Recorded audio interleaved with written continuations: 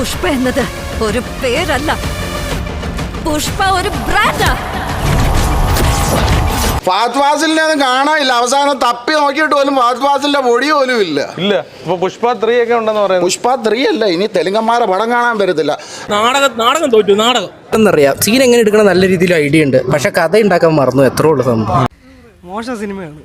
പാട്ട് ചുമ്മാ പാട്ട്, ഫൈറ്റൊക്കെ ഒരു കുഴപ്പമില്ലാതെ കണ്ടുകൊണ്ടിരിക്കാനുള്ള, പിന്നെ ഒരു ലോജിക് ഇല്ല. വെക്കടാവിടെ ഹിറ്റാണെന്ന് നീ എന്തിനു നുണ പറഞ്ഞു?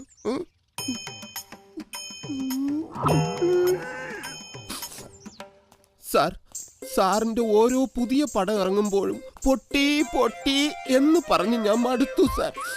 മാത്രമല്ല സാറിന്റെ വിഷമം കാണുമ്പോ എനിക്ക് കരച്ചിലടക്കാനും കഴിയുന്നില്ല സാറ്. മറ്റേ ഏഷ്യാനെറ്റിലോടുന്ന സീരിയലെല്ലാം ഇട്ടുകൊണ്ട് വന്നിരുന്ന ഇതിനെക്കാളും വൃത്തിയായിട്ടിരുന്ന് കാണാൻ പറ്റിയാണ്. പുഷ്പയുടെ ഫസ്റ്റ് കണ്ടി പ്രതീക്ഷിച്ച് വന്നതാണ്.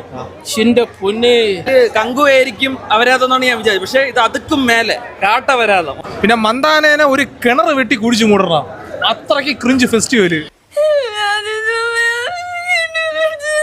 ഈ എസ് സുകുമാർ അണ്ണൻ്റെ അടുത്താണ് ഞാൻ ചോദിക്കണത്, എന്തിനാണ് ഈ സിനിമ എടുത്തത്? എനിക്ക് കാര്യമായിട്ടും ചോദിക്കണേന്ന്.